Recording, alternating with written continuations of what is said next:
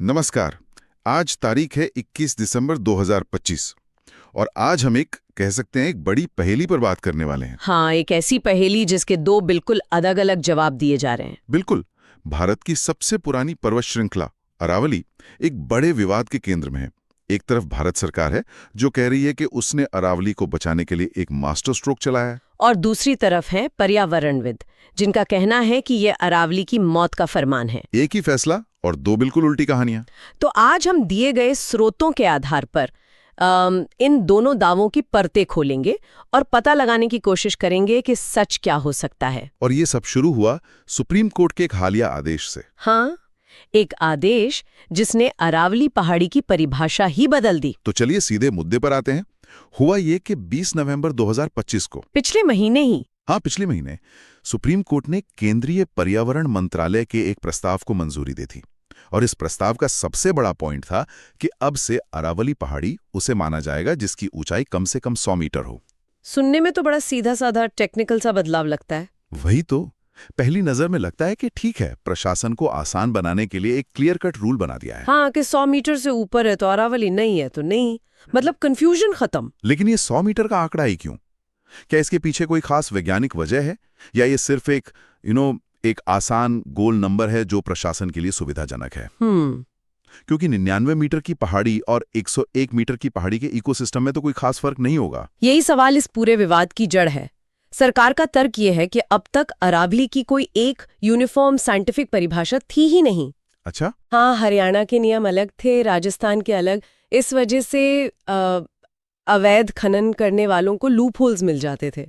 उनका कहना है कि 100 मीटर का एक स्टैंडर्ड तय करने से पूरे रीजन में एक ही नियम लागू होगा और एनफोर्समेंट आसान हो जाएगा। ओके, तो ये ईज ऑफ गवर्नेंस का मामला है, लेकिन इस आदेश में सिर्फ इतना ही नहीं था, कुछ और भी था, है ना? हाँ, और ये हिस्सा कहानी को और पेचीदा बना देता है। उसी आदेश में कोर्ट ने ये भी कहा कि जब तक सस्टेनेबल माइनिंग के लिए एक मैनेजमेंट प्लान फाइनल नहीं हो जाता, सस्टेनेबल माइनिंग मैनेजमेंट प्लान, ठीक है, तब तक अरावली क्षेत्र में खनन के लिए कोई नया पट्टा यानी न्यू लीज नहीं दी जाएगी। और जो माइनिंग पहले से चल रही है उसे और भी कड़े एनवायरमेंटल सेफ्टी नॉर्म्स का पालन करना होगा। एक मिनट, ये तो दिलचस्प है। तो सरकार एक तरफ कह रही है कि हम ताला लगा रहे हैं और दूसरी तरफ चाबी की परिभाषा ही बदल रही है। एग्जैक्टली। एक तरफ नई माइनिंग पर रोक, दूसरी तरफ पहाड़ी क्या होती है इसका मतलब ही छोटा कर दिया। बिल्कुल, और इसी वजह से हमारे सामने दो अलग अलग नैरेटिव हैं। एक तरफ सरकार कह रही है कि हम व्यवस्था को सुधार रहे हैं, दूसरी तरफ आलोचक कह रहे हैं कि ये सब ध्यान भटकाने के लिए है। तो जैसी सरकार ने 100 मीटर की ये लाइन खींची दिल्ली से लेकर राजस्थान तक, मतलब बवाल मच गया। हाँ, ट्विटर पर हैशटैग चलने लगे और सेव अरावली की आवाजें गूंजने लगी। सवाल ये है कि आखिर इस 100 मीटर में ऐसा क्या था जिसने इतने लोगों को नाराज कर दिया? देखिए, पर्यावरण समूहों का मुख्य तर्क यह है कि अरावली सिर्फ ऊंची चोटियों का नाम नहीं है। ये एक पूरा इकोसिस्टम है जी, जिसमें कम ऊंचाई वाली पहाड़ियां, तलहटी, जंगल, घास के मैदान, सब कुछ शामिल है।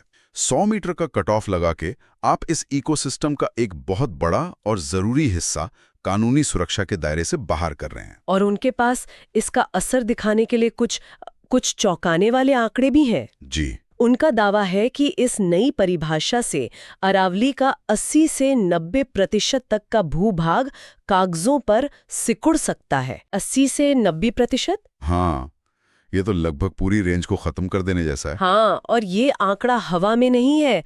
अरावली रेंज का ज्यादातर हिस्सा पठारी है, जिसमें बहुत सारी छोटी छोटी पहाड़ियां हैं जो 100 मीटर से कम ऊंची हैं। अच्छा। यही वो इलाके हैं जो बायोडायवर्सिटी के लिए और भूजल रिचार्ज के लिए सबसे ज्यादा जरूरी हैं।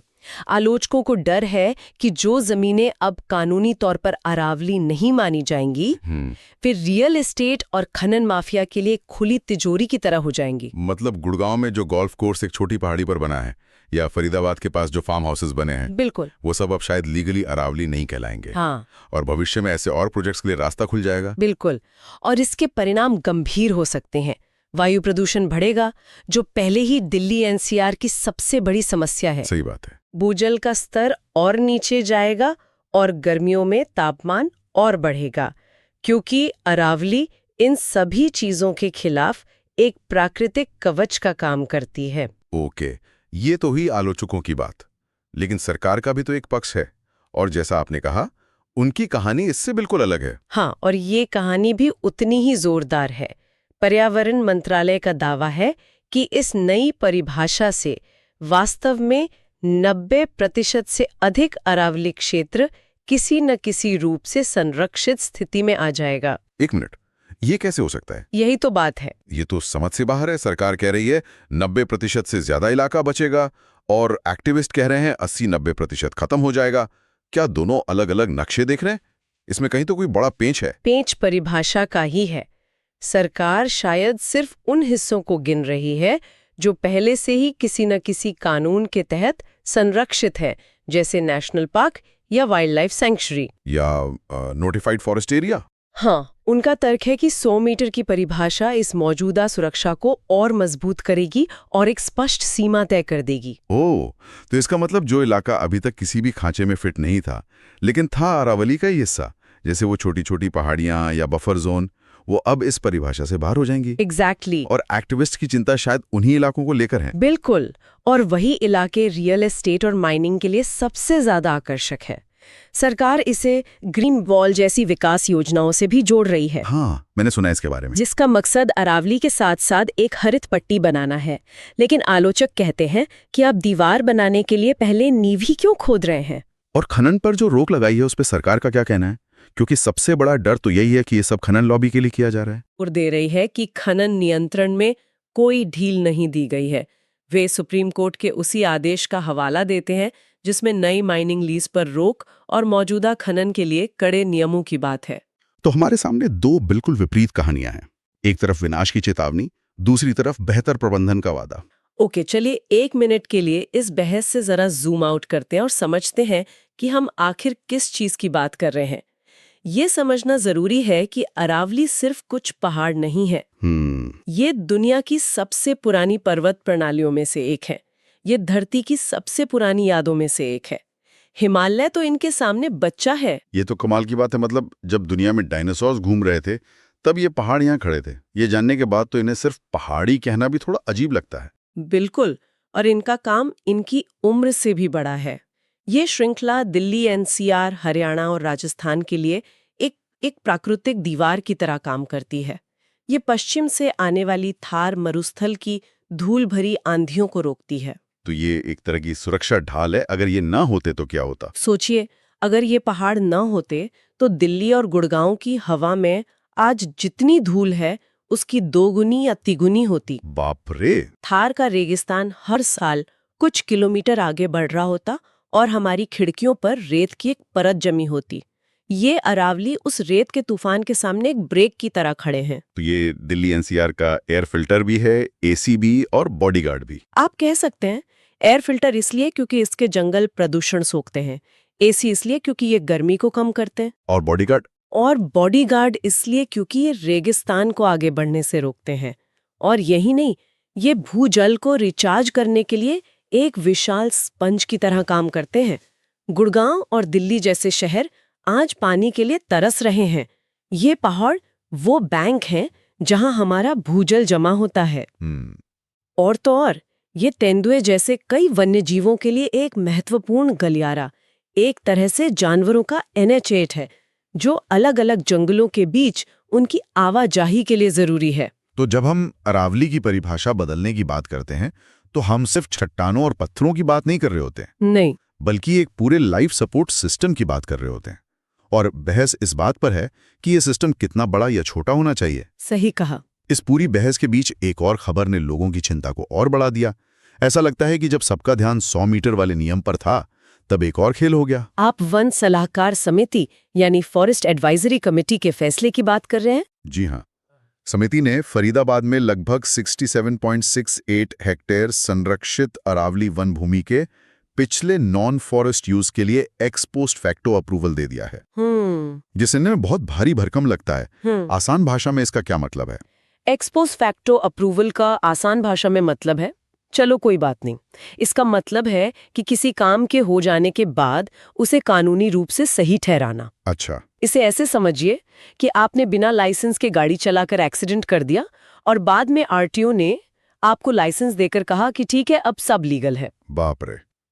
तो मतलब संरक्षित वन भूमि का उपयोग पहले ही किसी और काम के लिए गैर कानूनी तरीके से कर लिया गया था, हाँ और अब उसे आधिकारिक तौर पर मंजूरी दी जा रही है। हाँ, और पर्यावरणविदों के लिए ये बहुत चिंताजनक है।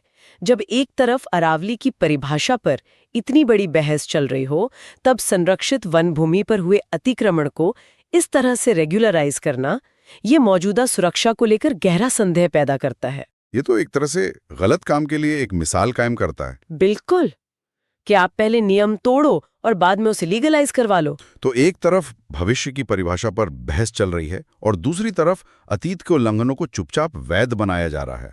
ये तो भरोसे को तोड़ने वाली बात है। यही आलोचकों का कहना है। उन्हें लगता है कि ये इस बात का संकेत है कि इरादे संरक्षण के नहीं बल्कि किसी और चीज के हैं। तो इस सब का मतलब क्या है? चलिए इस पहेली के सारे टुकड़ों को जोड़कर देखते हैं। हमारे सामने दो अलग अलग पक्ष हैं। एक तरफ ये गहरी चिंता है कि 100 मीटर की परिभाषा अरावली के एक बड़े हिस्से को कानूनी सुरक्षा से बाहर कर देगी और इसे विकास, रियल एस्टेट और खनन के लिए खोल देगी, जिसके भयानक पर्यावरणीय परिणाम होंगे। हाँ, और दूसरी तरफ सरकार का तर्क है कि ये एक वैज्ञानिक और जरूरी कदम है जो संरक्षण को बेहतर ढंग से प्रबंधित करने, अवैध खनन को रोकने और सभी राज्यों में एक समान नीति लागू करने में मदद करेगा। वे इसे कमजोरी नहीं बल्कि स्पष्टता लाने का एक जरिया बता रहे हैं। और उनका कहना है कि नई माइनिंग पर रोक लगाकर उन्होंने अपनी मंशा साफ कर दी है। सही। तो एक ही कदम को दो पक्ष बिल्कुल विपरीत नजर से देख रहे हैं। एक इसे संरक्षण का मास्टर स्ट्रोक कह रहा है, तो दूसरा पर्यावरण के साथ धोखा। असल में लड़ाई 100 मीटर की नहीं है। ये इस बात की लड़ाई है कि हम प्रकृति को कैसे देखते हैं। क्या वो सिर्फ एक संसाधन है जिसे मीटर और हेक्टेयर में नापा जा सकता है, या एक जिंदा सिस्टम है जिसे टुकड़ों में नहीं बांटा जा सकता? बिल्कुल। सरकार मैनेजमेंट की भाषा बोल रही है और पर्यावरणविद कंजर्वेशन की, और इन दो शब्दों का अंतर ही इस पूरे विवाद की जड़ है। ये मामला सिर्फ एक परिभाषा का नहीं है, बल्कि इसके जमीन पर बहुत बड़े परिणाम हो सकते हैं।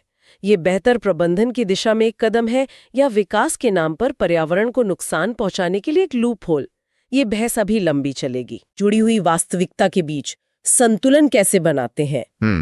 जब नक्शे पर एक रेखा खींची जाती है, तो उस जीवन और भूमि का क्या होता है जो उस रेखा के ठीक बाहर रह जाती है?